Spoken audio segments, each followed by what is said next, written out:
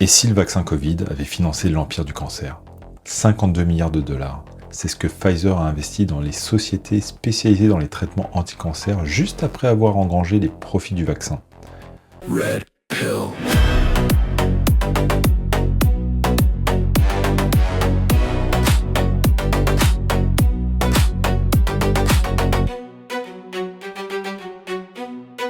Red pill. On parle du deal le plus scandaleux de l'histoire pharmaceutique moderne. Comment Pfizer a transformé les profits du Covid en empire contre le cancer, pendant que les cancers explosent dans la population mondiale. On rappelle quelques faits. 2021, en pleine pandémie, Pfizer réalise 81 milliards de dollars de chiffre d'affaires, un bénéfice net de 22 milliards en une seule année. C'est le jackpot le plus spectaculaire de l'histoire de l'industrie pharmaceutique. Et juste après, ils ont commencé à faire leur shopping. En août 2021, Pfizer achète Trillium Therapeutics pour 2,26 milliards de dollars. C'est une société qui est spécialisée dans les cancers du sang. En décembre 2021, rachat d'Arena Pharmaceuticals pour 6,7 milliards de dollars, spécialisé dans les thérapies tumorales. Et en mars 2023, rachat de Seagen, 43 milliards de dollars, le leader mondial des traitements innovants contre le cancer. En moins de 2 ans, Pfizer est devenu un empire de l'oncologie, financé intégralement par les profits du vaccin Covid. Et pendant ce temps-là, quelque chose se passe dans la population mondiale.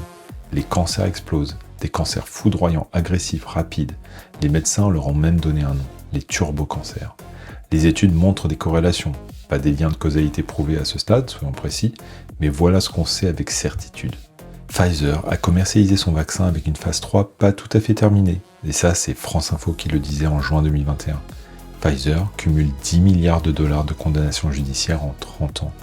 Pfizer, c'est aussi des essais cliniques au Nigeria en 2011, avec des enfants morts, des enfants rendus aveugles.